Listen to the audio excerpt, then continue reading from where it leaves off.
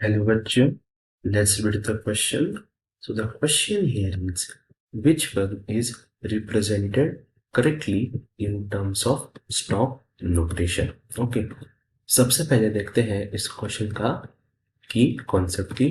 What is the key concept of this question? The key concept is the word stop notation की. ये stop notation होता क्या है? ठीक है, तो मैं समझाता हूँ इसे एग्जाम्पल के हेल्प से. ठीक है, सो अगर हमें दिया गया है example CuO, that is copper oxide, और हम कह सकते हैं इसे क्यूप्रिक ऑक्साइड. ठीक है, क्योंकि कॉपर का OS कितना रहेगा इसमें +2, क्योंकि का कितना रहता है -2.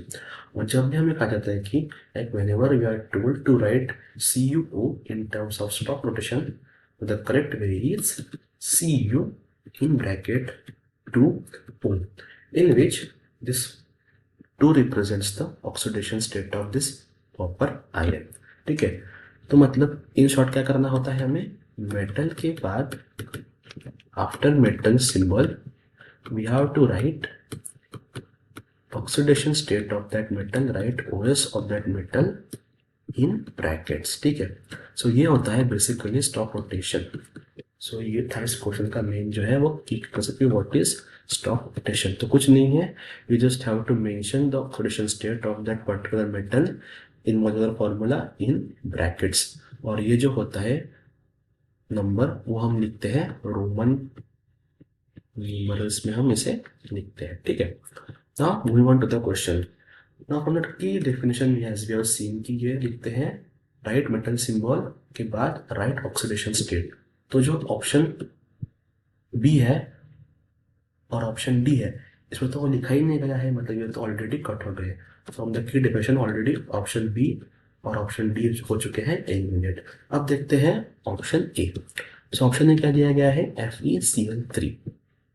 ठीक है, सो इसे लिखने के लिए हम क्या करेंगे, सबसे पहले देखते हैं कि जो CuO हमने लिखा है Cu2O, तो इसे ऐसे भी लिखा जाता है सॉल्यूशन में कि कॉपर 2 ऑक्साइड. इसे हम ऐसे लिखते हैं, अगर हमें लॉन्ग ऑफ लिखना है इन स्टॉकुलेशन तो हम लिखते हैं कॉपर 2 ऑक्साइड. ठीक है, अब बढ़ते हैं फिर से FeCl3 की तरफ. So in FeCl3 let us find out the oxidation state of Fe+. ठीक है, let's assume it as X, and as we all know chlorine is a halogen, so it has -1 oxidation state usually. So +3 into -1 equals to 0, because ये एक neutral compound है. इससे x कितने आता है, x आता है +3, यानी कि जो Fe है कितने में रहेगा प्रेजेंट, +3 में रहेगा प्रेजेंट.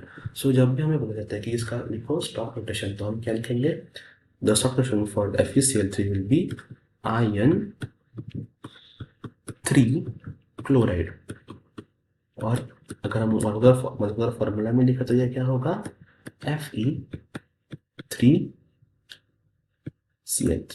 तो this would be the molecular formula and this would be how it is represented in long form. यानी कि दिया क्या गया है, हमें दिया गया है iron 2 chloride. So this is wrong, option is also eliminated. Now let's look at option number C. हमें दिया गया है NO2. सो oxygen generally present in -2, and because ये नाइट्रोजन ऑक्साइड है तो ये -2 में ही रहेगा. Now using the X method let us find out the OS of nitrogen. तो मान लेते हैं X है ये, +2 into -2 equals to 0. 0 क्यों है, क्योंकि ये एक न्यूट्रल कंपाउंड है. ठीक है, NO2 is a neutral compound. So X -4 equals to 0. This implies X कितना आ गया, +4. यानी कि अगर हमें NO2 को लिखना है in terms of stop notation तो हम लिख सकते हैं नाइट्रोजन 4 ऑक्साइड, या हम ऐसा भी लिख सकते हैं कि N4 ऑक्साइड.